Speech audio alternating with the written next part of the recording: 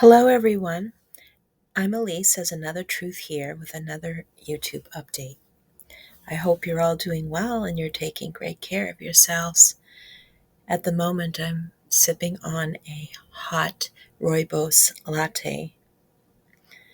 Whether your week has been calm or hectic, I hope you're finding some time to rest and recharge. Today, I want to address some potentially sensitive topics, so please proceed with caution.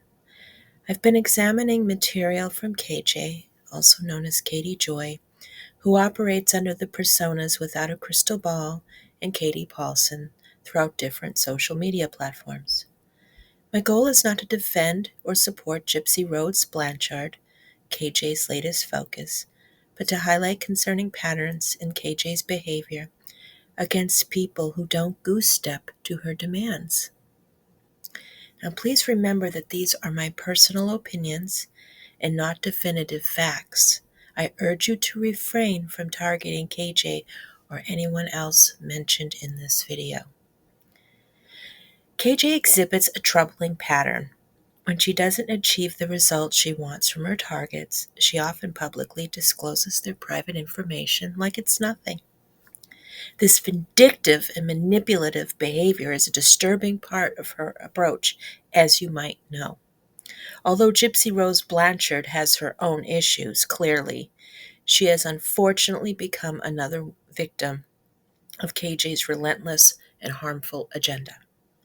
It seems that KJ's pursuit is fueled by envy of Gypsy Rose's notoriety and seemingly abundant resources.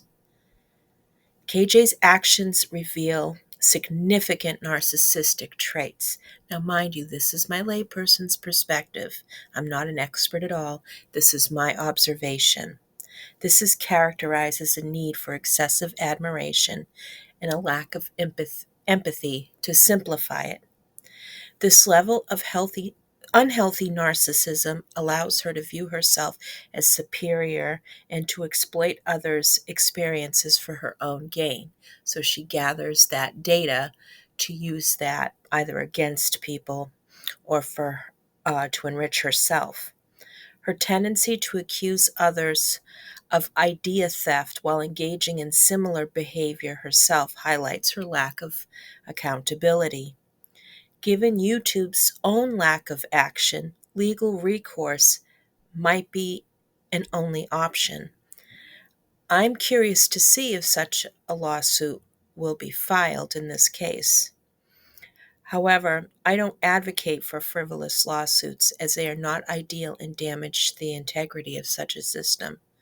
KJ's repeated failure to manage her platform privileges responsibly warrants heavy scrutiny, however, and I'm grateful to all of those content creators affected by this who continue to speak out and who for years have spoken out against Katie Joy long before I came on the scene.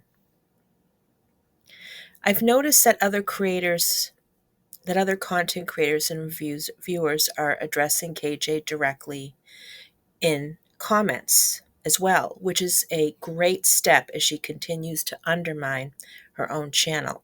At this point, her engagement might be just limited to automated accounts and manipulated discussions. Who knows? KJ's behavior also underscores a broader issue on YouTube, the troubling commodification of other people's experiences to the extreme.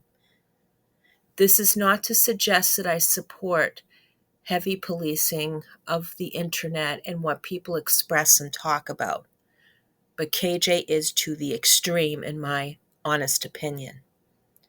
While her actions are extreme, and they reflect a concerning trend that merits closer examination and proper and structured consequences.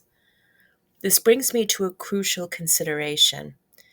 In the fast-paced world of social media and content creation, balancing personal expression with social responsibility is increasingly challenging, even for me. As a content creator, I've been reflecting on this balance, especially when addressing sensitive topics and problematic figures. I have often failed at making this balance myself. In continuing this reflection, it has highlighted several critical issues, including the impact of our content on our audience and the broader online community. I do have to thank my audience, my viewers, for bringing things to my attention, which broadens my perspectives on things, but it's works as an unofficial checks and balances, and I think that is critical to making better content. One significant consideration is the nature of the content we produce. And I'm going to give you an example of the aforementioned. Recently, I thought about creating a video on Katie Joy's political post on Instagram. Now, while political discussions and discourses are important, they require a careful approach to avoid simplifying complex issues and contributing to harmful discourse. KJ has trivialized these matters with her own hypocrisy. Now, Katie Joy seems to think vengeance against anyone who refuses to comply with her demands. She seems to seek this vengeance very, very dangerously. Her behavior again illustrates a broader issue of creators retaliating against her critics, often with emotional violence and illegal moves to silence people. Now, this raises concerns for platforms to stop this behavior and better distinguish freedom of expression and exploitation of others' identities. But they're not responding to that. Every complaint, every concern that is legitimate gets lost in the sea of bullshit, and nothing ever gets done. Social media platforms need to handle complaints with more intelligence and nuance to address these issues effectively rather than responding to other types of issues that larger channels indulge in, like false mass reporting and bogus copyright complaints that put targeted content creators at emotional, physical, and financial danger. I mean, this is the shittiest thing that somebody can do to another human being. And YouTube seemingly allows that.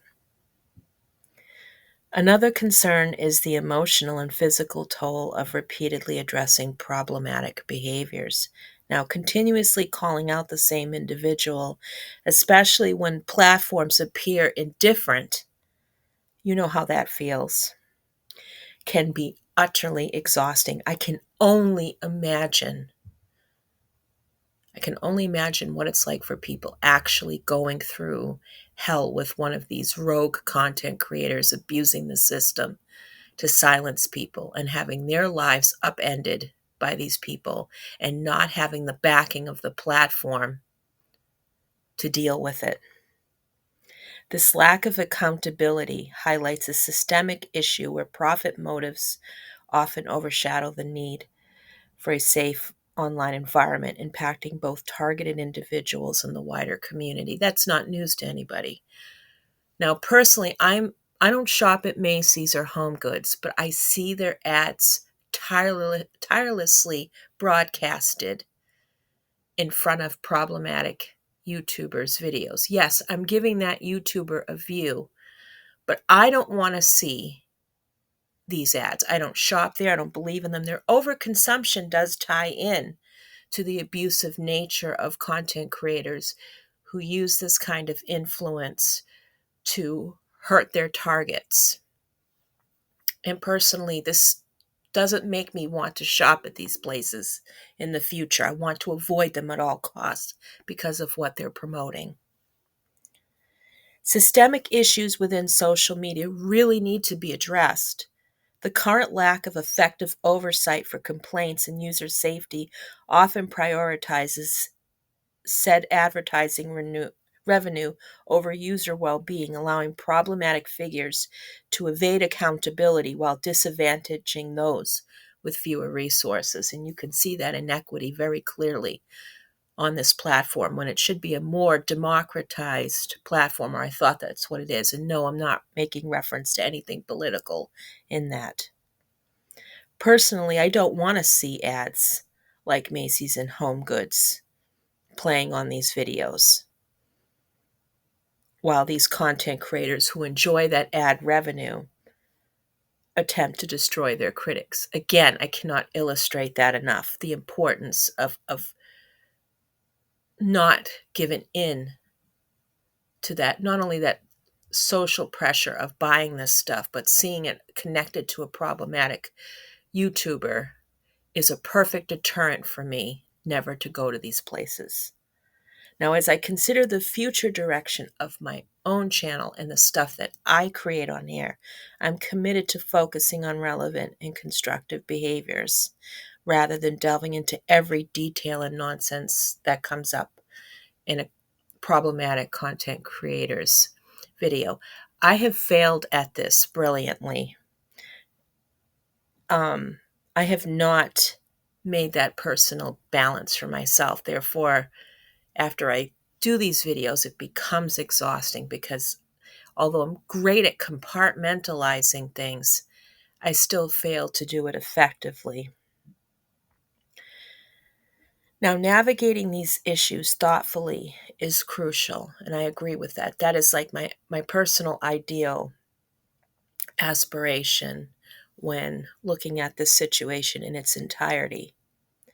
By focusing on behaviors and systematic problems rather than these trivial details, we can foster a more constructive and respectful online environment. This is not to dissuade anybody from having their say, making their money for what they're having to say, anything like that.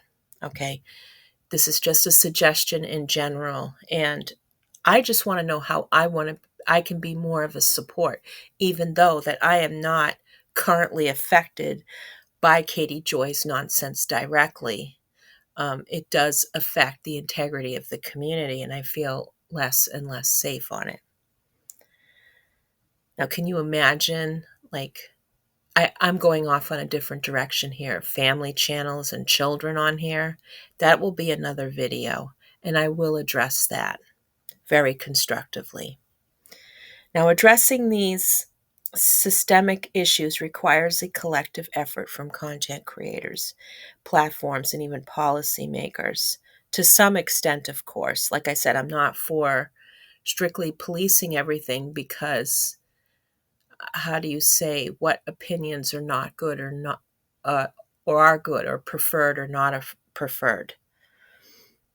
Advocating for better mental health resources and more responsible platform policies is essential for creating a fair and supportive online space. Now, I think a lot of this stuff online is fueled by lack of mental health care, emotional support, but it also creates such an unstable environment, also puts people at risks, with plenty of risks where their mental health and emotional well-being are being destroyed by these problematic content creators. Now, in conclusion, balancing personal expression with social responsibility is an ongoing challenge. Our content does reflect our perspectives, but it's vital to approach these topics with care and integrity, and I do see a lot of people doing that, and I'm happy that that is happening. By promoting respectful dialogue and advocating for systemic changes, we can contribute to a healthier online community. This journey requires continuous, thoughtful engagement from all of us. And I am seeing that. I don't think it's enough to make the changes, although this is my ideal. I think that it still comes down to who has the resource to fight the problems and who doesn't. And that somehow has to change. And I'm not sure where to start with that other than to constructively or more constructively call out problematic YouTubers and just doing my part that way. I don't have the solution because I'm only one person. But it would be nice to collaborate on ways to make positive changes. And I'd be willing to do that responsibly. Thank you so much for listening to me. I appreciate the time that you have taken to do so. I hope you have a great weekend. Take care and all of my best.